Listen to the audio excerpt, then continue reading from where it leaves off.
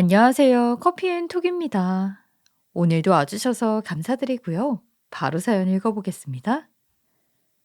덩치도 크고 힘도 잘 쓰는 곰탱이. 어릴 적부터 저를 따라다니는 별명이었어요. 누군가는 귀엽다고 생각할지도 모르겠는데 당사자인 전 그 별명이 정말 죽도록 싫었죠. 그런 저를 늘 위로하면서 용기를 주었던 건 바로 저희 아빠였어요. 아빠는 스트레스로 곰탱이의 기력이 바닥을 칠 때마다 항상 좋은 말씀을 해주셨거든요. 아, 우리 곰탱이 왜 이렇게 기가 죽어 있어?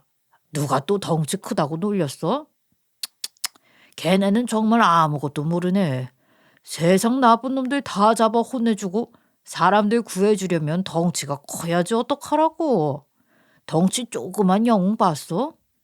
애들이 잘 몰라서 그러는 거니까 아이 그냥 잊어 우리 딸. 한번 크게 혼나면 다시는 안 그럴 거야. 그렇다고 아무한테나 힘쓰면 안 된다. 알았지? 아빠는 늘 그렇게 말씀을 해주셨어요. 전 축복받은 몸이라고요. 남들보다 힘이 세서 나쁜 놈들을 혼내주고 착한 사람들 구해주는 신이 내린 몸이라고요. 물론 어릴 적엔 그 말이 하나도 위로가 안 됐어요. 오히려 아빠가 좀 이상하게 느껴졌죠.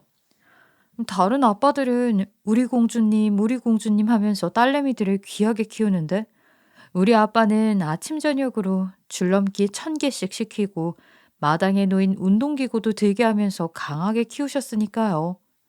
그것도 엄청 신이 나서 말이에요. 덕분에 저는 항상 또래들보다 키도 덩치도 컸고 힘도 셌어요.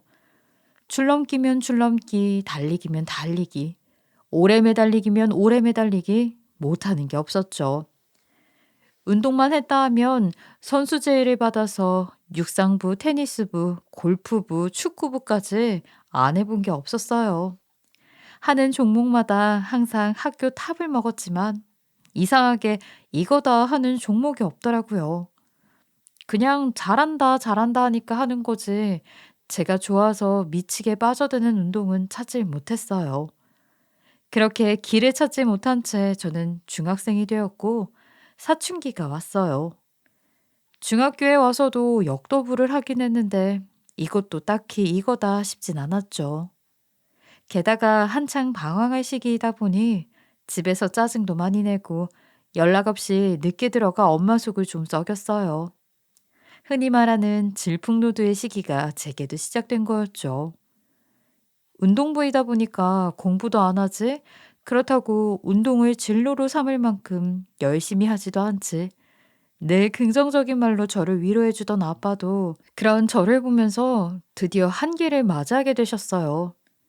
대체 목표가 뭐냐, 꿈이 뭐냐고 몇 번을 물으셔도 제가 똑부러지게 대답을 못하자 어느 날은 유도복 한 벌을 구해다 제 앞에 던져주시더라고요. 아무리 사춘기라고 해도 부모한테 예의 없이 구는 건 안 통해. 너는 아무래도 혼자 하는 기록 경기나 공 갖고 하는 단체 운동은 아닌 것 같다. 몸으로 밀고 들어가.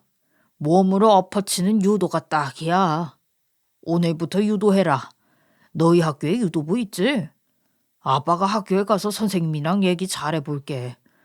넌 지금 누군가와 힘으로 대결하는 운동이 필요한 것 같다. 짜릿한 한판 승부로 어른이 한번 되어봐. 내일부터 가서 땀 흘려봐라. 그럼 너도 뭔가 느끼고 배우겠지. 참다 못한 아빠는 단호했고 저는 괜히 어설프게 또 반항하다 큰일 나지 싶어 아빠가 하라는 대로 조용히 따랐어요. 늘 제 편이던 아빠가 처음으로 제게 실망하신 것 같아 기대를 저버리고 싶진 않았죠. 그렇게 저는 또다시 억지로 운동을 시작했어요. 그때 저희 학교 유도부는 지역에서 꽤나 알아줬었는데 시스템이 잘 돼 있어서 국가대표가 된 선배들도 꽤 있었죠. 숙소에서 기숙하면서 새벽부터 야간까지 철저하게 훈련하며 유도인을 양성하는 시스템이라 여기서만 잘 훈련받아도 진로 걱정은 없을 것 같았어요. 그런 걸 다 알아보고 아빠가 권해주신 거였겠죠. 하지만 그때만 해도 저한텐 그런 건 아무 의미가 없었어요. 제가 유도부에 끌린 진짜 이유는 다른 데 있었거든요. 다른 건 몰라도 집을 떠나 숙소에 들어갈 수 있다는 생각에 너무 신나 있었어요.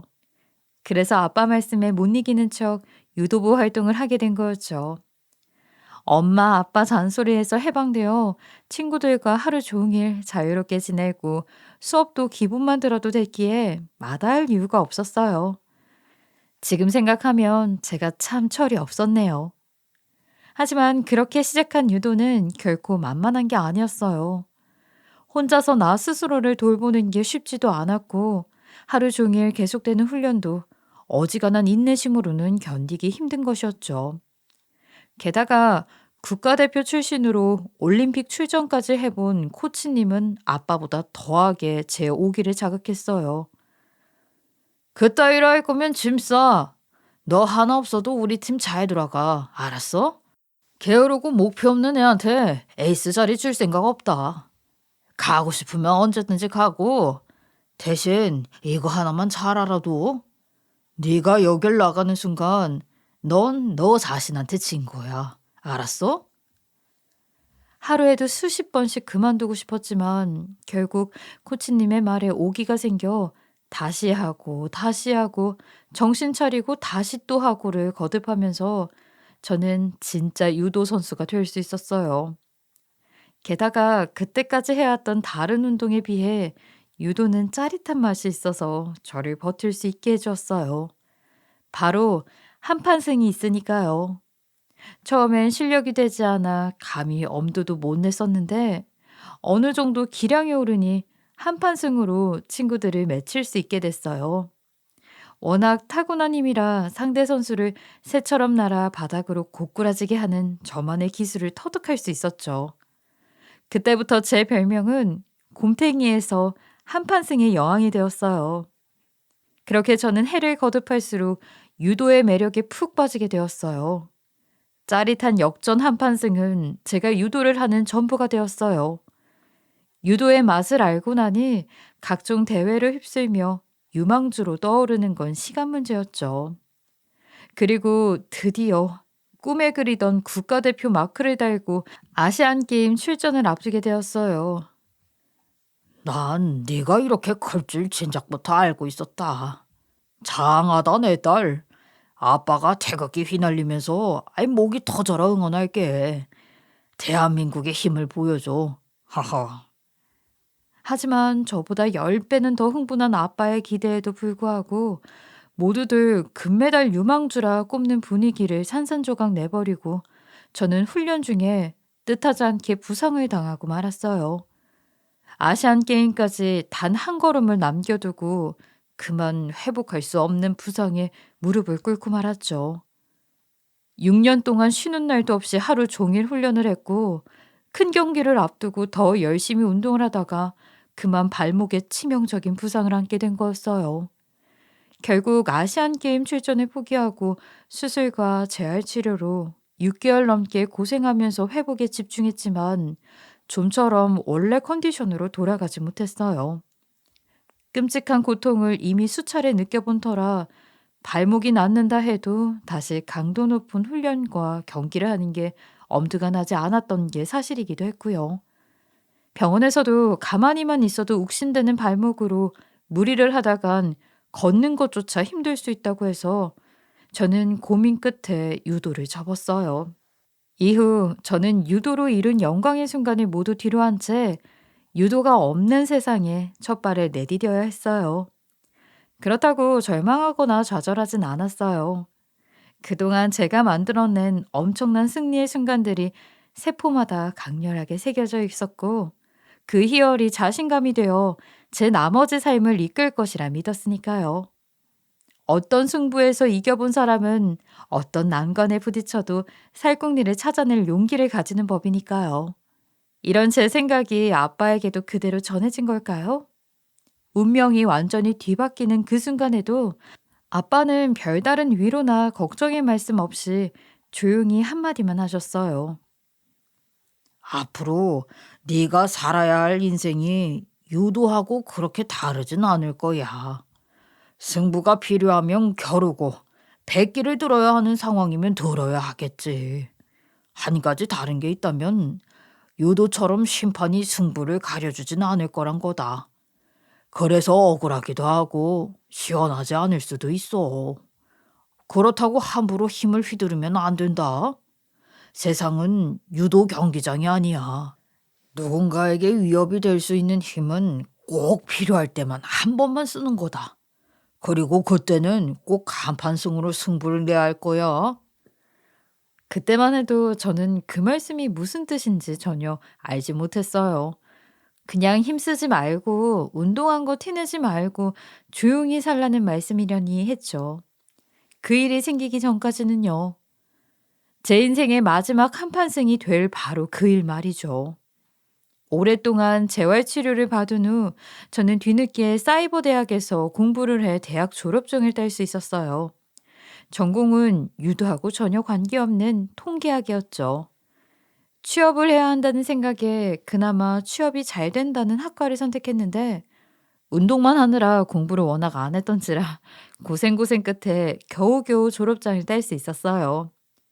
겨우겨우 딴 졸업장이라도 받아주는 회사가 있어 저는 20대 끝자락에 작은 회사에서 자료 분석하는 업무를 할 수 있었어요. 올림픽 무대 대신 작은 회사에서 하루 종일 데이터와 싸우는 일을 하게 된 거죠. 불과 10년 전만 해도 상상도 할 수 없는 저의 모습이었지만 워낙 어떤 곳에서도 최고의 에너지를 내야 하는 운동을 했었다 보니 그럭저럭 적응을 해나가기 시작했어요. 남냄새 나는 운동복 대신 예쁜 블라우스를 입고 옅게나마 화장도 하면서요. 오랫동안 매일 강도 높게 하던 운동을 하다 하지 않으니 근육이 조금 빠지긴 했어도 여전히 우락부락한 곰탱이처럼 보여 속상해했는데 의외로 그런 저한테도 관심을 보이는 남자가 있더라고요. 참 취향도 독특한 그 남자는 바로 제 남편이었죠. 저 기획팀이시죠? 지난번에 워크숍 때 뵀어요. 그때 서로 인사도 못한 것 같아서 아쉬웠는데 이렇게 또 만나네요. 오늘 회식 오기를 정말 잘했어요. 하마터면 인사할 기회를 또 놓칠 뻔했네요. 남편과 저는 같은 회사에서 다니며 알게 됐어요. 부서는 달랐지만 남편의 이성 취향이 좀 특이해서 인연이 된 케이스인데요. 정말 진심으로 절 쫓아다니면서 애정 공세를 펼쳤어요. 남편의 이상형이 씩씩한 여자였거든요. 나중에 알고 보니 남편은 제가 평소에도 남자 직원들의 도움을 안 받고 무거운 것도 척척 잘 나르는 데다가 워크숍에서도 밤늦게까지 행사 준비하고 직원들 케어하는 거 보고 관심이 생겼다고 하더라고요. 평소 씩씩한 여자를 보면 존경심이 들고 굉장히 멋지게 느껴졌다는 남편은 어떻게 해서든 제 눈에 들려고 저희 팀이 참여하는 행사에는 어떤 식으로든 끼려고 노력했었대요. 저는 정말 몰랐지만요. 그렇게 저에게 접근해온 남편이 결정적으로 저를 인생의 짝으로 생각한 계기가 있었는데 그건 바로 저의 강력한 매치기 장면을 목격한 후였어요. 사실 유도를 그만두고 평범한 회사원의 삶을 살기로 한 저는 한동안 유도할 때 받은 상패도 다 박스에 넣어두고 유도를 했던 사실조차 잊고 살려고 했었는데요. 어느 날 저도 모르게 몸에 배어있던 기술이 나오는 바람에 유도 실력을 남편에게 들키고 말았죠. 일이 일어난 건 남편과 처음 통성명을 나눈 그 회식 날이었는데요. 같은 팀 여직원이 취해서 택시를 잡아주려고 부축하고 나섰는데 워낙 늦은 시간이라 택시를 기다리던 또 다른 취객이 있었고 시비가 붙고 말았어요. 택시를 내가 먼저 잡았는데 새치기를 했네.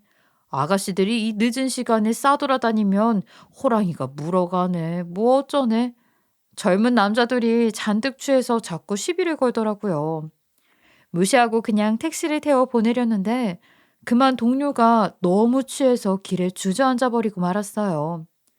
혼자서 끙끙대는 저를 보면서 취객들은 가까이 다가와 참견을 하더라고요. 그리고 대놓고 이상한 말들을 해대기 시작했죠. 한 잔 더 하면 깰 거라는 둥, 쉬었다 가자는 둥 헛소리를 해댔어요.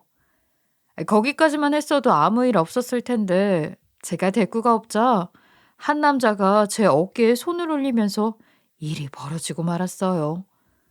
그때까지 참을 만큼 참은 저는 더 이상은 한계라고 판단하고 어깨 위에 놓인 남자의 팔을 세차게 꺾으며 자리에서 일어섰어요. 팔이 꺾인 남자는 아프다며 난리 법석을 떨었고 급기야 화가 나서 마치 치겠다는 듯이 손을 올리더라고요.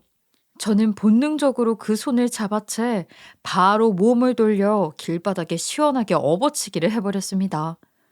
그런 저를 보며 또 다른 남자는 놀라서 당황하다 뒤에서 허리를 꿰어놔 버렸는데요. 망설일 것도 없이 순간적으로 허리채기로 고꾸라뜨렸어요. 아무도 없는 고요한 밤, 저만의 한판승이 이루어진 거였죠.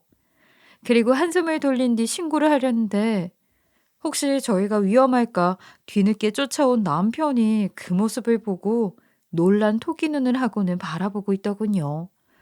어쩔 수 없이 저는 남편에게 유도를 했던 과거를 설명하고 함께 동료를 택시에 태워서 집까지 데려다 줄 수 있었어요. 저도 중학교 때 농구했었어요. 그땐 무조건 국대가 목표였는데. 점점 키도 안 크고 더 잘하는 친구들이 생기면서 이렇게 회사원으로 살고 있네요. 그래도 가끔 그 시절이 너무 그리워요. 아무 말도 필요 없이 그저 땀 흘리고 코트를 뛰어다니는 것만으로도 살아있는 것을 느끼던 그때요. 운동 오래 하셨다니까 무슨 말인지 아시죠? 야, 이런 인연이 있을 줄이야? 어쩐지 처음 볼 때부터 남같이 안 느껴지더라고요. 남편은 한밤중에 길바닥에 두 남자를 맺혔던 저에게 완전히 반하고 말았어요. 저도 영화나 뮤지컬 같은 데이트 코스는 흥미가 없었는데 남편이랑은 그런 거 대신 야구 보러 다니고 볼링이나 탁구 치러 다닐 수 있어서 너무 좋았죠. 한 번은 유도를 가르쳐 달라고 해서 아는 선배가 운영하는 태권도장에서 가르쳐 준 적도 있었어요. 시간이 흐르면 흐를수록 저희는 더 가까워졌고 어느새 부부의 연을 맺게 됐죠. 유도가 다시 한번 제 인생에 큰 막을 열어준 셈이었어요. 하지만 결혼은 현실이었어요. 제가 유도 선수였다는 사실은 남편과 결혼 생활을 하는데 전혀 문제가 없었지만, 아니, 오히려 서로에 대해 더욱 깊은 애정을 갖게 된 매개체가 됐지만, 동서들과의 관계에서는 전혀 도움이 되지 않았거든요. 남편은 아들만 셋인 시댁의 큰아들이었어요. 서방님들은 운동하고는 거리가 멀었지만 키도 크고 직장도 괜찮아서 다들 일찍 괜찮은 배필들과 결혼을 했어요. 저희가 가장 먼저 결혼하고 1년도 안 되어 둘째 시동생이 결혼하고 또 몇 달 뒤에는 막내 시동생이 결혼했죠. 덕분에 시댁 어른들은 채 2년도 안 되는 시간 동안 시골 땅이랑 지방에 있는 작은 아파트를 처분하며 새 아들을 결혼시키느라 정신이 없으셨어요. 첫 며느리라 신혼 때는 시댁에서 사랑을 독차지했지만 둘째 동서가 들어오고 셋째 동서가 들어오면서 시댁에서의 저에 대한 관심은 점점 더 사라져만 가더라고요. 그도 그럴 것이 동서들은 하나같이 너무 예뻤고 괜찮은 집안 출신에 괜찮은 대학 나와 머리부터 발끝까지 세련미가 뚝뚝 떨어지는 타입들이었거든요. 저랑은 너무 다른 종류의 여자들이라 괜히 기죽는 기분이 들었던 것도 사실이었어요. 그래서 동서들을 하나씩 맞이할 때마다 저의 초라한 감정은 극으로 치달았어요. 솔직히 유도 빼고는 내세울 게 하나 없는 인생이었으니까요. 엎친 데 덮친 격으로 운동한 게 뭐 자랑도 아니고 어지간하면 말 안 하고 지내려고 했는데 남편이 실수로 말해버리는 바람에 동서들이 알게 되면서 상황이 더 이상하게 변해버렸어요. 처음에는 형님, 형님 하며 아양 떨던 동서들이 갑자기 뭐만 하면 형님은 운동만 해서 잘 모르시잖아요. 하면서 은근히 무시하더라고요. 아니, 무슨 운동한 게 치부도 아니고 운동했으니 할 말 없다는 태도가 점점 속상해지기 시작했어요. 그러더니 어느 날부터 두 동서는 아예 제가 마치 무슨 깡패 출신인 것처럼 혐오하는 눈빛을 보내더군요. 어머, 형님이셨어요? 저는 뒷모습만 보고 웬 덩치 큰 남자가 와 있나 했어요. 어떻게 여자 등짝이 여기 남자들보다도 넓을 수 있어요? 아주 태평양이에요, 태평양. 형님은 밤에 혼자 다녀도 무섭진 않겠어요. 동네 불주먹으로 통하는 거 아니에요? 저도 사실 어렸을 때 테니스 잘 친다고 선수 시키라 소리 들어본 적 있었는데, 그때 왜 우리 부모님이 아주 질색을 하셨는지 알 것 같아요. 여자는 운동하면 너무 우락부락해지잖아요. 요즘 세상에 힘 좋아서 뭐 할 것도 없고. 형님도 딸 낳으시면 절대 운동을 시키지 마세요. 발레나 리듬 체조 같은 거면 모를까. 두 동서는 마치 쌍둥이라도 되는 것처럼 매번 입을 맞춰가며 운동 타령만 해댔어요. 저 만나면 운동 얘기밖에 할 게 없다는 것처럼 말끝마다 운동, 운동 하며 비꼬듯 말했죠. 천성이 남의 약점을 잡으면 지긋지긋해질 때까지 물고 늘어지는 성격 같았어요. 어쩜 그리 둘이 똑같은지 기도 죽고 화도 나는 게 사실이었지만 형님답게 대처하지 않으면 한없이 기어오를 것 같아 저도 한마디 했죠. 동서들은 운동 안 해봐서 잘 모를 것 같은데? 힘만 좋고 주먹 잘 쓴다고 운동 잘하는 거 아니야. 요즘 세상에 누가 그렇게 운동을 해? 그리고 내가 종목이 그래서 그렇지. 운동선수 중에 예쁜 몸매 가진 선수들 얼마나 많은데? 김연아 몰라, 김연아? 운동한 사람을 알아봐. 몸에 지방 하나 없고 근육도 동네 헬스장 한두 달 다녀서 만든 게 아니라 수년간 땀 흘려서 만든 거라는 거 딱 알아보거든.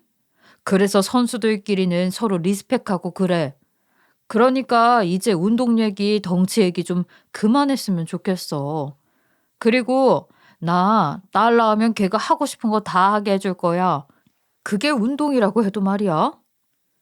곰처럼 가만히만 있던 제가 조목조목 할 말을 이어가자 동서들은 좀 놀란 눈치더라고요.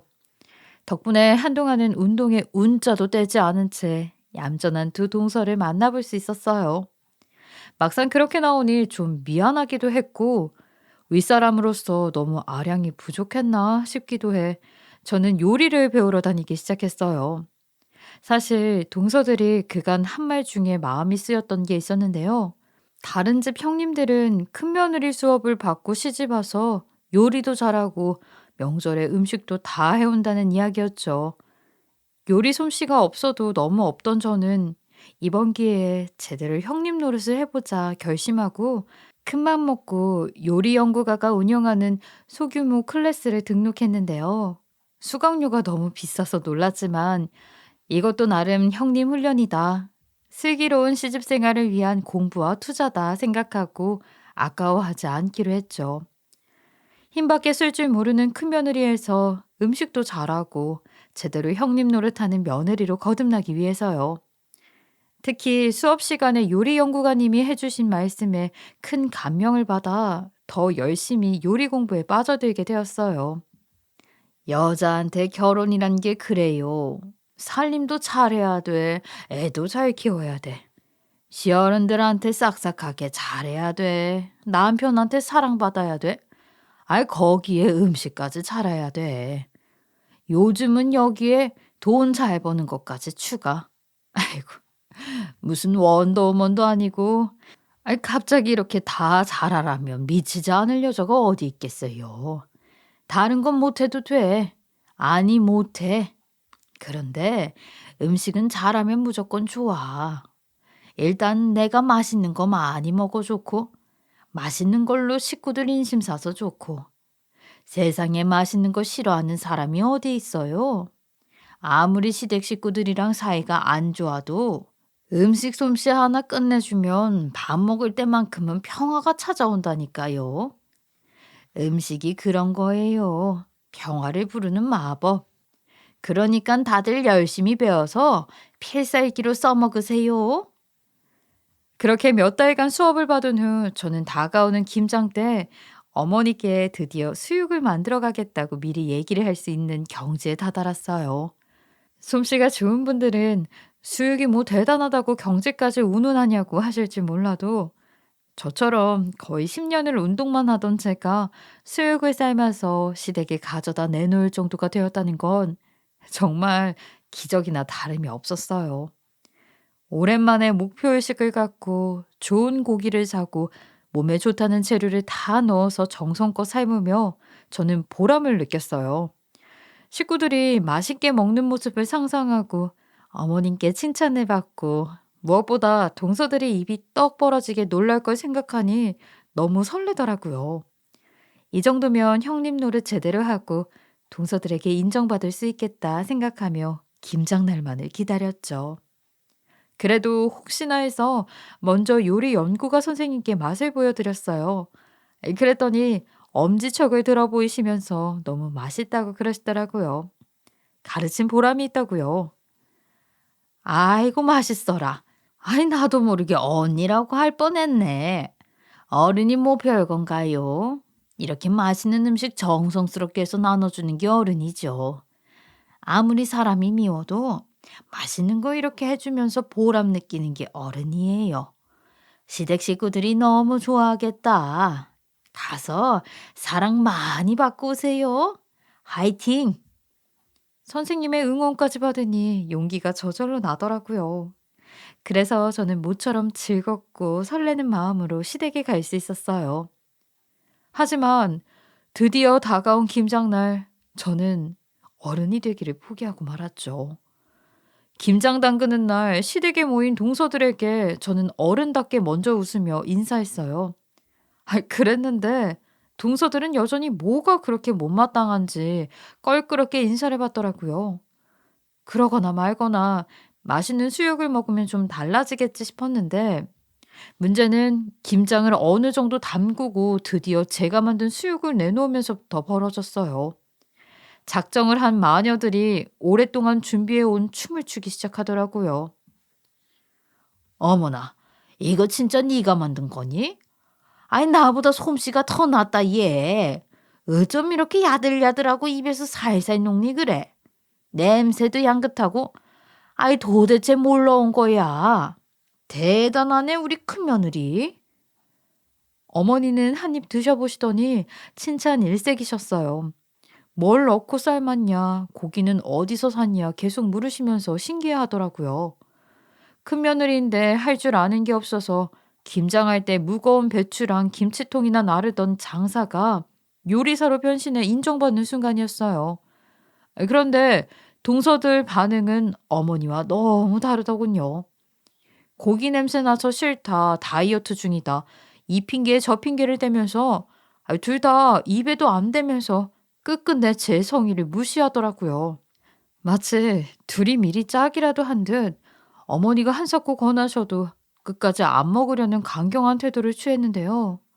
제가 민망할까봐 보다 못한 어머니가 갓 담근 배추김치에 수육을 싸서 억지로 두 동서의 입에 넣어주시고 말았어요. 그것도 참 말도 안 되는 상황이었는데 다음은 더 가관이었어요. 둘째 동서가 딱 한 입을 먹어보고는 갑자기 헛구역을 하며 싱크대로 달려가 뱉어버린 거였어요. 그걸 보고 있던 막내 동서도 입안 가득 보쌈을 문 채로 이러지도 저러지도 못하고 있다가 화장실로 달려가 변기에 토하고 말더군요. 참나. 입맛이 아무리 다르다지만 다들 맛있다는데 왜 그렇게 못 깨어내서 난리인 건지. 그리고 맛이 없었더라도 손이동서가 해온 음식이면 지들이 위아래 구분 정도는 할 줄 아는 것들이라면 그냥 먹었어야 되는 거 아닌가요? 맛있다는 칭찬을 바라지도 않았지만 그 자리에서 못 먹겠다며 뱉어버릴 줄이야. 기가 막힌 상황이었죠. 아우, 어머니는 제가 돼지고기 냄새 나서 안 먹는다고 그랬잖아요. 냄새가 너무 나서. 죄송해요, 형님. 나름 열심히 하신 걸 텐데. 제가 고기 취향이 아니라. 그런데 뭘 넣으셨는지, 냄새가 좀 많이 나긴 하네요. 그렇지, 동서. 네. 제가 요즘 다이어트 한다고 고기를 안 먹어서 그런지 냄새가 역하네요. 정말 죄송해요. 그런데요, 어머니, 김장은 정말 맛있어요. 역시 어머니 솜씨는 짱짱짱. 두 마녀의 짓거리를 보고 있자니 속에서 불이 났지만 어른스럽게 행동하기 위해 저는 참고 또 참았어요. 그런데 어머니가 저보다 더 당황하셔서 어쩔 줄을 모르시더라고요. 적어도 어머니가 주신 보쌈을 뱉지 말았어야죠. 아무리 그 보쌈 속에 수육을 삶아온 손이 동서가 거지 같아도 말이에요. 혼자 화를 삭히고 있던 그때 제 심적인 상태를 미처 간파하지 못한 두 동서가 갑자기 둘이서 문자질을 해대기 시작했어요. 대놓고 못할 말을 둘이서 문자를 하고 있는 게 뻔히 보였지만 어머니가 아실까봐 모른 척했죠. 그런데 막내 동서가 몇 번의 문자를 주고받더니 빵 터지고 말더라고요. 갑자기 크게 웃으니까 모두들 막내 동서를 쳐다볼 수밖에 없었어요. 응? 아이, 갑자기 쟤가 왜 저래? 왜? 웃긴 얘기라도 들었니? 아이, 무슨 얘긴데? 어디 나도 좀 보자꾸나. 아이, 나도 좀 보여줘. 아이고, 그러시는지 모르고 그러시는지 어머니는 막내 동서에게 다가가 핸드폰을 뺏어 들으셨고 갑작스러운 어머니 행동에 놀란 막내 동서는 도로 뺏지도 못하고 안절부절 못하며 둘째 동서의 눈치를 보고 있었어요. 둘째 동서는 막내에게 눈을 부라리며 그 문자의 내용이 심상치 않음을 보여줬죠. 아니나 다를까 돋보기까지 가져오라며 문자를 읽으신 시어머니는 대노하시고 말았어요. 아이, 뭐? 곰탱이가 돼지 잡아서 삶아온 걸 어떻게 먹어? 힘이나 쓰지. 요리는 왜 한다고 난리냐고? 재수없기에 하필 형님이란 사람이 깡패 출신이라고. 잘하는 거 하나 생기면 형님 노릇하겠다고 나설 테니까 무조건 무시하고 없는 사람 취급하자고? 아이고, 이게 사람이 하는 말이야, 악마가 하는 말이야. 니들이 지금 제정신이야? 감히 큰 형님한테? 아이고, 아이고. 어머니는 너무 놀라 그 자리에 털썩 쓰러지셨고 다행히 제가 옆에서 받쳐드린 덕에 바닥에 쓰러지는 일은 막을 수 있었어요. 동서들 말대로 힘만 한 잘 쓰는데 힘이나 쓸걸. 뭐하러 요리는 해서 이 사달이 났나 싶더라고요. 그렇게 어머니를 조용히 소파에 앉혀드리고 저는 평생 잊지 못할 제 마지막 경기를 펼쳤어요. 두 마녀대 곰탱이의 미친 배틀을 절인 배추와 각종 양념 그리고 수육까지 펼쳐져 있는 시댁 거실에서 화려하게 시작됐죠. 어머니, 죄송해요. 제가 오늘 딱 한 번만 마지막으로 한 번만 힘자랑 좀 할게요. 쟤네들이 혼나고 싶어 한다리네요. 어머니만 모르셨어도 이렇게까지는 안 했을 텐데. 여기까지 왔으니 저 한 번만 봐주세요. 그럼 시작할게요. 저의 알쏭달쏭한 선언에 모두가 어리둥절해하는 사이 저는 먼저 바닥에 앉아있던 막내 동서의 팔을 힘차게 잡고 몸을 들어 올려 절인 배추더미 위로 집어 던졌어요. 깨끗한 업어치기 한판승이었죠. 상대가 다이어트 중이라 가벼워서 그런지 더 시원하게 날아서 고꾸라지더라고요. 정말 통쾌했어요. 그리고 다음 차례 절인 배추 위에서 고꾸라져 억소리도 못 내고 번데기 같은 얼굴을 하고 있는 막내 동서를 보면서 둘째 동서는 얼굴이 파랗게 변해가기 시작했어요. 그러거나 말거나 저는 다시 한번 경기의 재개를 알리며 둘째 동서의 오금을 저리게 했죠. 어머니, 놀라셨죠? 이번엔 다음 마녀 차례예요.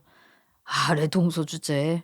감히 형님을 무시하고 능욕하면 어떻게 혼나는지 한 번만 확실히 보여주고 끝낼게요. 잠깐이면 되니까 놀라지 마세요. 그렇게 어머니를 진정시키고 저는 둘째 동서에게 다가갔어요. 동서는 이미 혼비백산이 되어 뒷걸음질 치고 있었죠. 그런 동서의 어깨를 잡은 저는 빠르게 허벅다리 안쪽으로 다리를 걸어 한순간에 바닥으로 맺혔어요. 옆에 있는 김치통이 엎어져 동서의 머리가 난장판이 됐지만 아랑곳하지 않고 저는 동서의 팔을 뒤로 돌려서 누르기에 들어갔죠. 동서, 나 운동 잘하지? 올림픽 무대에서나 볼 수 있는 세계적인 기술이 오늘 여기서 다 나오네. 덕분에 몸도 풀고 좋았어? 그런데 말이야, 동서. 왜 운동한 게 무시당해야 할 일인 거야? 새파랗게 어린 동서들한테 깡패 취급당할 정도로 운동이 무식한 거야? 그럼 사람이 앞에 뻔히 있는데 문자질 해가며 대놓고 욕하는 건 깡패짓이 아닌 거야? 나 정말 몰라서 그래. 대답 좀 해줄래? 하지만 동서는 대답을 할 수 없었어요. 제 누르기는 너무나 치명적이어서 어떤 소리도 낼 수 없었거든요. 지금까지 제 누르기에 백기를 들지 않은 상대가 없었을 정도로요. 그 모습을 본 막내 동서가 정신을 차리고 제 앞에 무릎을 꿇으며 싹싹 빌더라고요. 형님, 제가 잘못했어요. 저희가 잘못했어요. 그러다가 둘째 형님 숨도 못 쉬겠어요. 제발 놔주세요. 네? 저희가 다신 안 그럴게요, 형님. 동서가 눈물까지 흘리며 싹싹 빌자 저는 그제야 둘째 동서의 팔을 놔주었어요. 얼마나 놀랐는지 동서는 바지에 실례까지 했더라고요. 심했다면 심했을 수도 있는 상황이었지만 어머니도 두 동서가 괘씸한지 가만히 보고만 계셨고 둘째 동서도 결국 정신을 차리고 일어나 잘못했다고 빌어서 상황은 그럭저럭 마무리가 됐어요. 형님, 죄송해요. 제가 생각이 짧았어요. 여기 있는 거 저희가 다 치우고 만들어 오신 수육도 가져가서 잘 먹을게요. 다시는 버릇없게 안 굴게요. 죄송해요. 한 번만 봐주세요, 형님. 매치기 한 판에 찍소리도 못할 거면서 두 동서는 왜 운동한 형님을 그토록 밟아뭉갰던 걸까요? 10년 동안 새벽부터 일어나 갈고 닦은 한계를 넘어 이룬 제 몸을 왜 그렇게 비웃었을까요? 왜 그랬는지는 모르겠지만 이제 다시는 그 이유가 궁금하지 않을 만큼 동서들은 아주 겸손해졌답니다. 명절이나 가족 모임에서 만날 때면 그렇게 조용하고 저한테 예의 바를 수가 없어요. 덕분에 저도 다시는 매치기를 할 일이 없게 됐죠. 사실 동서들이 저의 매치기로 소송을 걸거나 경찰에 신고를 한다고 하면 어쩌나 걱정도 했었어요. 워낙 속을 모르고 자기들끼리 속닥속닥거리니 둘이 무슨 계획을 세울지 모르겠더라고요. 그런데 제 생각과는 달리 동서들은 제 앞에선 꿀먹은 벙어리처럼 고개를 확 숙이더라고요. 왜 그런 말이 있잖아요. 가끔 법보다 주먹이 더 무서울 때가 있다고. 그런 비슷한 상황을 경험한 것 같아요. 그리고 저의 매치기뿐만 아니라 시동생들과 시부모님의 단호한 꾸중을 듣고 더 이상 까불지 못하는 것 같았어요. 요샌 둘째 동서와 셋째 동서도 사이가 그닥 좋아 보이진 않은 것 같더라고요. 분열이라도 생긴 것처럼 둘이 눈만 마주치면 흥 하고 고개를 휙 돌려버리는 장면을 몇 번 봤거든요. 뭐 때문에 분열이 났는지는 모르겠지만 저는 그 둘 사이에 끼지 않을 생각이랍니다. 지금 생각해보면 아빠가 늘 하셨던 말이 맞았어요. 함부로 힘쓰지 마라. 하지만 운동하는 걸 부끄러워할 필요도 없어. 어차피 운동은 나 자신과의 싸움이다. 외롭고 힘들지만 자신과 싸워서 이길 수 있는 사람이 진정한 인생의 승자야. 박수 받으며 이기는 것도 물론 기쁘지만 내가 진짜 나를 이겼을 때 그 여우는 평생 갈 거다. 딱 한 번만, 딱 한 번만 한판 승으로 이기면 돼. 잊지 마라 우리 딸. 공주처럼 자란 두 동서와는 너무 다른 어린 시절을 보냈지만 그렇다고 부러워하거나 후회하지는 않아요. 그저 다른 사람과 조금 다른 과거가 있을 뿐 그 자부심으로 앞으로도 시댁에서 큰 며느리로 큰 형님으로 곰탱이처럼 강하게 살아남으려고요. 제 이야기는 여기가 끝이에요. 제 길고 어이없는 이야기를 끝까지 들어주셔서 정말 감사합니다. 모두들 파이팅 하시고 인생 한판승의 주인공이 되시길 바라겠습니다. 지금까지 커피앤톡이었습니다. 오늘도 끝까지 함께 해주셔서 감사하고요. 다음 영상으로 또 찾아뵙겠습니다.